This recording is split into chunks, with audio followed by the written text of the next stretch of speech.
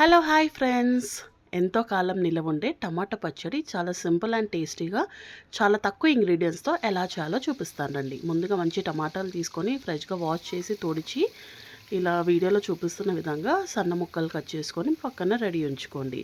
ఇప్పుడు ఒక మందపాటి గిన్నె తీసుకొని దాంట్లోకి 4 లేదా 5 టేబుల్ స్పూన్స్ ఆయిల్ యాడ్ చేసుకొని ఆయిల్ కొంచెం హీట్ అయిన తర్వాత ఈ టమాటా పీసెస్ అందులో యాడ్ చేసుకొని మగ్గించుకుందాం.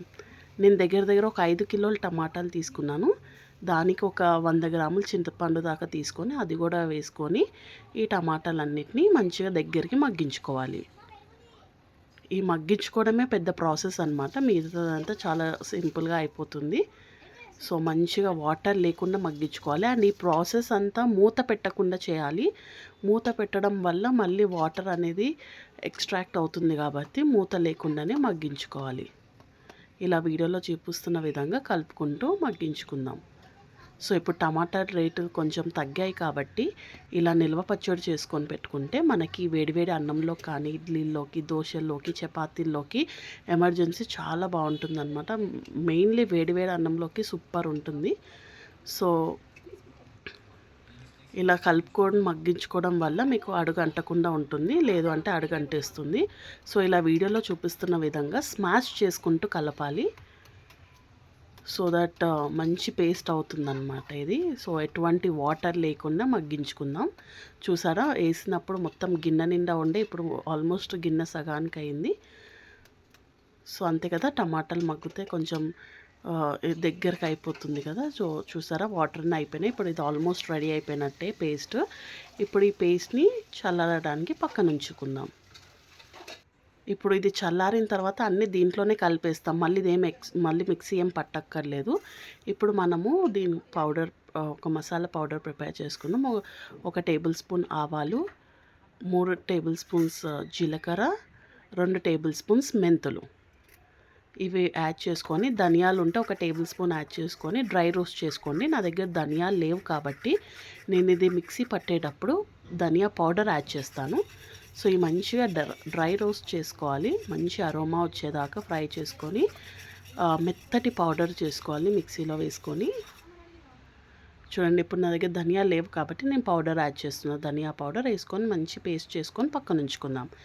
ఇప్పుడు 4 వెల్లుల్లిపాయలు తీసుకొని దాన్ని పొట్టంతా తీసుకొని కచ్చాపచ్చగా మిక్సీ చేసుకొని రెడీగా పెట్టుకుందాం. ఇప్పుడు పచ్చడి తాలింపు చేద్దాము. సో తాలింపు కోసం ఒక కళాయిలో నూనె వేసుకొని నూనె హీట్ అయిన తర్వాత దాంట్లోకి ఆవాలు, జీలకర్ర, ఎండుమిర్చి, కరివేపాకు, ఈ తాలింపు ఫ్లేవర్తోనే పచ్చడి ఇంకా టేస్టీగా ఉంటుంది. సో మంచిగా కరివేపాకు ఎక్కువ వేసుకొని తాలింపు వేసుకుందాం. లాస్ట్లో చిటికెడు పసుపు కూడా యాడ్ చేశాను నేను. అండ్ ఈ కచ్చాపచ్చగా దంచుకున్న ఎల్లుల్లిపాయ పేస్ట్ ఏదైతే ఉందో అది ఇప్పుడు యాడ్ చేయకూడదు. ఆయిల్ కొంచెం చల్లారిన తర్వాత యాడ్ చేసుకోవాలి, లేదు అంటే మొత్తం మాడిపోతుందన్నమాట ఈ వెల్లుల్లి అనేది. ఆయిల్లో వేయగానే మంచి అరోమా వస్తుంది ఇల్లంతా. సో ఇప్పుడు అన్నీ రెడీ చేసుకొని పెట్టేసుకున్నాం కదా.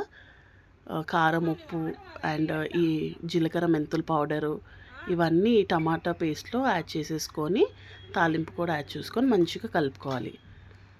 ఈ పచ్చడి నిలవ ఎక్కువ రోజులు ఉండాలి అంటే నూనె, ఉప్పు, కారం కరెక్ట్గా ఉండాలి, లేదు అంటే పాడైపోతుంది.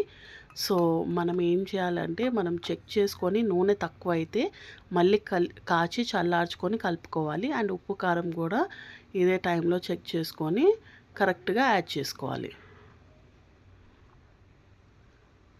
నాకు కొంచెం నూనె తక్కువ అయినట్టు అనిపించింది, మళ్ళీ నేను కాచి చల్లారిపోసాను అనమాట ఇందులో. సో చూసారా, పచ్చడి అనేది రెడీ అయిపోయింది. ఇప్పుడు నెక్స్ట్ డే మార్నింగ్ చూస్తున్నాను. చూసారా, ఇలా పచ్చడి మీద నూనె తేలుతూ ఉండాలి, అప్పుడే పచ్చడి ఎన్నాళ్ళైనా ఫ్రెష్గా నిలవ ఉంటుంది. సో ఇలా నూనె అంతా పైకి తేలుతూ ఉండాలి. మీ దగ్గర జాడీ కానీ లేదంటే ప్లాస్టిక్ బౌల్స్ ఉంటే వాటిల్లో ఎత్తి పెట్టుకోండి. స్టీల్ దాంట్లో అస్సలే పెట్టకూడదు. నచ్చితే మీరు కూడా ట్రై చేసి టేస్ట్ ఎలా ఉందో కామెంట్ చేసేయండి.